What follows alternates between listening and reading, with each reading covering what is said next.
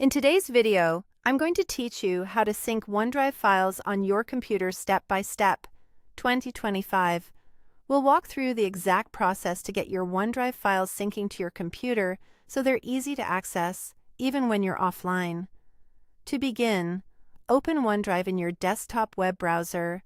Use any modern browser you're comfortable with, and make sure you're viewing your OneDrive homepage so you can see your files and folders. Look to the top bar and click the Settings gear icon, typically found in the upper right corner. In the drop-down menu that appears, select Sync. Depending on the layout you're seeing, this option might be labeled slightly differently or appear under a Quick Actions section. If you don't see it immediately, give the page a moment to load or try clicking the gear again. When you choose Sync, your browser will hand things off to the OneDrive desktop app. Follow the on-screen prompts to open the OneDrive desktop app on your computer. You may see a small pop-up asking for permission to open the app. Allow it, and the OneDrive app will appear. If this is your first time using it on this device, the app will guide you through a quick setup. In the OneDrive app, sign in with your Microsoft account if you're prompted. Use the same account associated with the files you want to sync. After signing in, you'll see an option to choose which folders to sync.